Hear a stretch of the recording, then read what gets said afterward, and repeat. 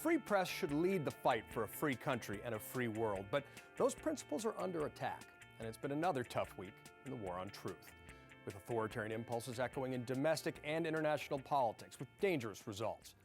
This week, we're going to take a look at how China's crackdown on journalists may have contributed to the outbreak of the coronavirus.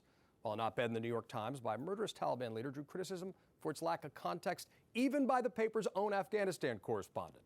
Meanwhile, here at home, we're seeing presidential pardons for corrupt politicians and crooked businessmen, all petitioned for on Fox News.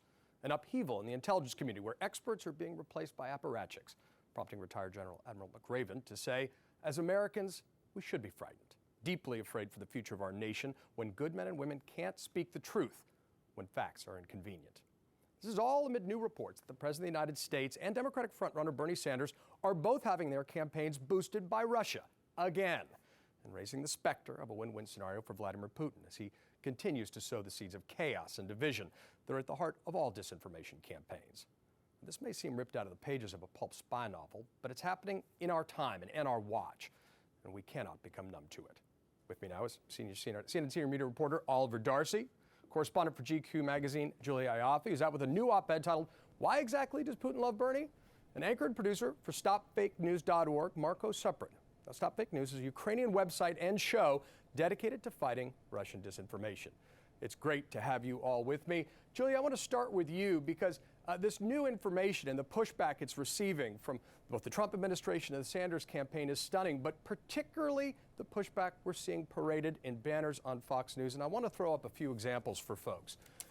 You see a very steady narrative. Liberal Russian hoax 3.0, the media's new Russian hysteria on full display. Media clings to Russian collusion hoax. The point of all of these is that it's not the intelligence community's assessment that should concern us, but it's the media as the messenger. What does that tell you about the state of play right now?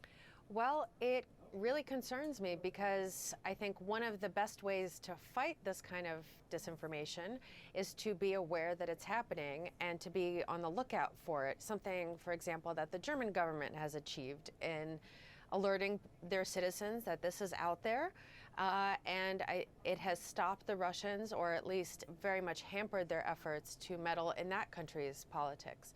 Here, because you see both the Sanders campaign and the Trump campaign either denying it or blaming the media for it, it doesn't help. It actually, well, it does help. It helps the Russians. It helps contribute to the air of distrust in institutions, in the media, the air of chaos, which is exactly what the Kremlin wants.